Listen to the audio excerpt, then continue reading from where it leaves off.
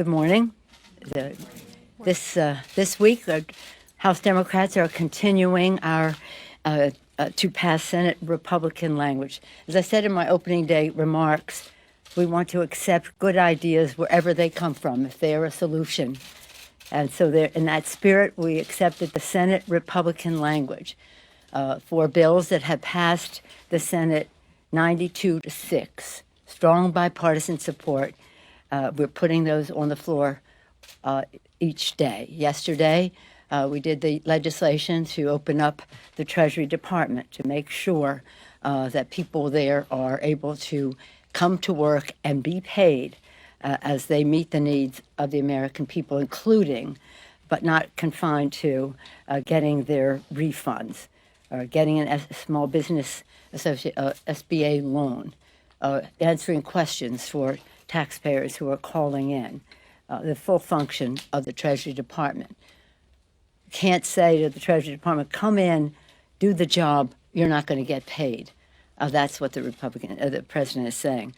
And today we will have the agriculture bill, the bill that covers the Department of Agriculture on the floor, so that we can address the farmers' safety net. They are expecting and not receiving what the president promised when he did his, shall we say, misinformed trade policies. They also have subsidies and other needs as they plan for the growing season, and food safety inspections, food stamps, all the rest being held up by the president's petulance. Again, today we'll do, this week we'll vote on transportation and HUD. This is to prevent families from being evicted from their homes. There's so much that HUD has to do with housing in our country that is forestalled by the president's obstinance. And then we will do Interior Department legislation on Friday.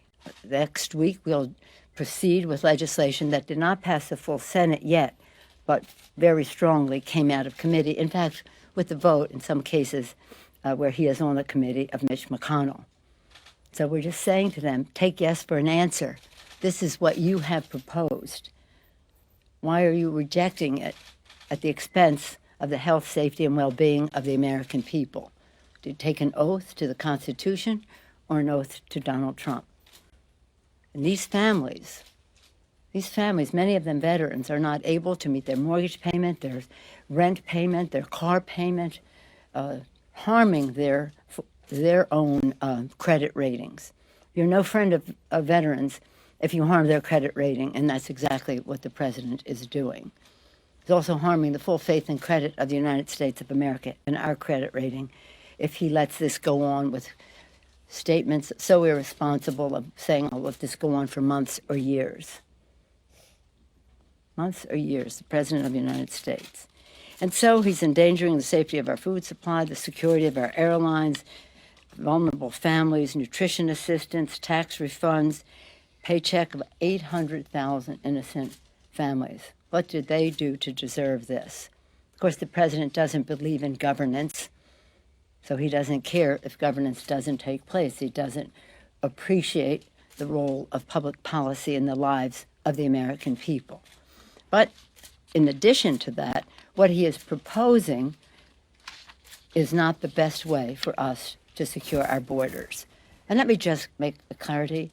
Not only was the president unpresidential, surprise, surprise, yesterday in his behavior. I think the meeting was a setup so he could walk out, but I'll say just that. And as I said to him yesterday, these people cannot go to their fathers to cover their payments, their cost. Can you? Can any of you, if this happened to you? If you can, good luck. That's wonderful for you. But that doesn't speak for most families in our country. But the fact is that what the president is proposing is not the best way to protect our borders. And I want to correct the record. He has not told the truth when he said he asked me if in 30 days I would support border security, and I said no. He knows, the people in the room know, that that was not what happened. What he said in 30 days, will you support a wall? And I said no. he went out and said something completely different because he knows we all support border security and that there's a better way to do it. He talks about drugs coming into the country. 90% of the drugs come in through the ports of entry. So what we are proposing is to build the infrastructure of the ports of entry, strengthen that, the ports of entry. Spend the money, it's hundreds of millions of dollars, but accessible to have the scanning technology to scan cars coming through for drugs, contraband of any kind, weapons even. Repair the roads, facilitate immigration and trade in those regions. The positive, shall we say, almost technological wall that can be built is what we should be doing. I don't even know if the president wants the wall. I think he just wants to debate on the wall, and he's having some difficulty with it because now, would you think a person has confidence in the strength of his own arguments with those he's debating with or with the American people? If you have confidence in your own position, why would you say, I have to shut down government so that people will heed what I am saying? It's a bad thing. Yesterday, we also had legislation on the floor to stop the Republican assault on the Affordable Care Act. 192 Republicans voted to undermine the pre-existing condition benefit, to lifetime limits, the ban on lifetime limits. They voted to stop the expansion of Medicaid. They voted to impede the health insurance affordability tax credits, and of course the benefit of kids up to 26 years old being on their families' policies and other things. Only 3 Republicans voted against that. And that was a vote for us to continue our legal argument against the case that the Republicans have brought. On the campaign trail, they said, "Oh yeah, we're for the pre-existing condition." We are. 192 of them voted against it yesterday. So in any case, just to go recap in terms of the soap opera that the president's petulance and obstinance is creating. We all support border security. We take an oath to protect and defend the American people and to defend the Constitution as we do so. And that's what this debate is about. There's a better way, a more effective way to protect, to secure our borders, and that is what the debate should be about. And if you believe in your arguments and you're convinced that you're right and you think you can persuade others, you don't have to shut down government to strengthen your hand. Any questions? Madam Leader, Madam Leader, is there any world in which you would support, a world in which Democrats would support a broader deal in the context of reopening government? Would you support DACA as part of this reopening, for example? Well, we haven't had that discussion. What we're talking about now is just the president's insistence on a wall. We need to have comprehensive immigration reform. The Democrats and Republicans know that, and that is about dreamers and their families and the rest. We have said that we're going to protect the dreamers. That is very popular in the country. We can do that very quickly. It has Republican support in the Congress and certainly in the country. But comprehensive immigration reform is what this debate should be about. And quite frankly, when the president talks about this being a national security issue, no, it really isn't. It's about a policy that is discriminatory as to where people are coming into this country.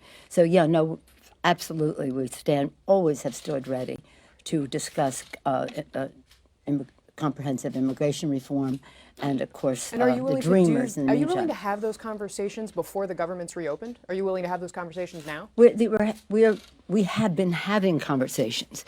We don't want to be a backdrop for the president to stomp the table and get up and walk out. I think he thought we were going to stay there when he left. He got up, we got up. So that we've been having these conversations. Our staff all weekend, Saturday, Sunday, have been engaged in these conversations. The president just keeps upping the ante. In fact, I said to him, you're moving the goalposts so many times, they're out of the stadium. Speaker Pelosi, Yes, Nancy. Pelosi, have you offered several $1 billion for other border security measures if you're not willing to do a wall? And what has the White House reaction been to that? Well, don't think of this as normal. Don't think of this as normal because I say the goalpost keeps getting moved. But what we did give the president, the White House, is exactly what the Homeland Security Department asked for in the budget. But they've moved the goalpost. Yeah. This morning, No, Democrats are calling this a manufactured crisis. Yes, The it is. border is a concern. Now, would you essentially say the same thing, say Corporal Ronald Singh's family, or do those families who... I'm sorry, what are you saying there? Would you say that, that this is a manufactured Right, but crisis what's the next word? to a Corporal Ronald Singh's family who ended up losing him to a illegal immigrant who ended up shooting him over in your state? Would you say this to families who had lost relatives to heroin overdoses because obviously the drug 90% of the time came from Mexico? What would you say to families like that? Well, what I would say to families like that is what I say to the president regularly. These are tragic situations.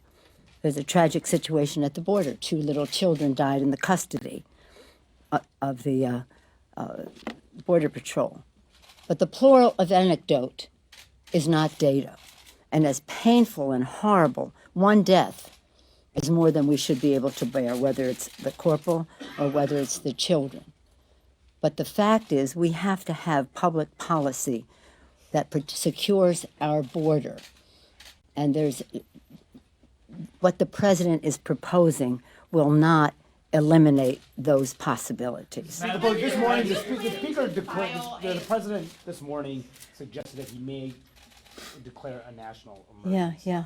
To you, is this a possible way out of this standoff with the president, or how would the House react? How would you react if you were to go that route? Well, if and when the president does that, you'll find out how we will react. But I'm not going to that place now. But I think the president will have problems on his own side of the aisle for exploiting the situation in a way that enhances his power. But not to go there. Let's see what he does. Right now, there is a path. Open up government. Let's have this discussion on where we can agree on the best ways to protect our borders, to secure our borders, to do so in a way that honors our values. And the president's going to the border. Now he's saying maybe the trip isn't necessary. He goes and comes. But let me just close by saying this. Clearly, there's a disparity of shared values here. In terms of respecting the dignity and worth of everyone, being concerned about every death that happens because we live in an imperfect world, and that's very sad. But it is not a justification for having more children die in custody or be separated from their families. We're even going into that discussion, taking babies out of the arms of their parents. As the mother of 5 and grandmother of 9, I find that appalling. They find it normal. We talk about what he might do tomorrow, or is it today? Maybe does this at the border. I think he's going to have to answer to his own party on usurping that much power. But again, I'm not going down a path until we see what it is he's willing to do. But it's unfortunate because there's an opportunity cost here of this money that he keeps increasing the amount of money, the increasing the amount of beds, increasing the obstacles to finding a solution, because I don't think he really wants a solution. I think he loves the distraction that this is from his other problems, and that's most unfortunate. It's a luxury our country can't afford under any circumstance. It's certainly a luxury we can't afford when he has shut down. Government takes pride in it and says months or years. That's not the action of a responsible president of the United States. So let's see what he decides to do, and when he does. And let me just close as a Californian by saying how shocking it is that this president would say he's going to withhold funding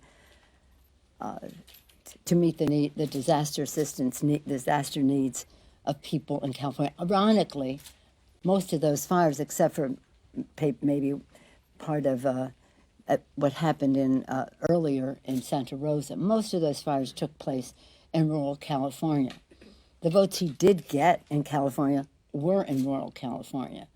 So we're saying to him, if you think you're punishing our state, you're punishing your own voters. And besides which, unless you have a different definition of what a disaster is and the needs for assistance, you have no right to withhold those funds. And I look to my Republican colleagues from California to stop looking the other way, the president's irresponsible behavior nationally. But they know people died, communities were wiped out, and they're just cavalier about it because of the President of the United States. Thank you. Just one last question. The last That's it. Thank you. The president said he'd rather talk to she than to you. Or the national emergency. How to say it in my head. I was like, national emergency more substantive, but that could be for a sound bite. You know. Okay.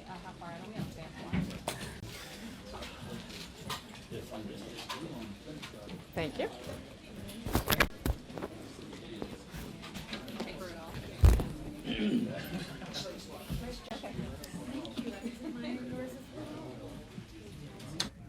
Are they in the press conference? Got it. Original game plan, Mnuchin. They're doing some Pelosi stuff now, and they're playing Okay, some did of her they take money it? back. Did you go into it at all?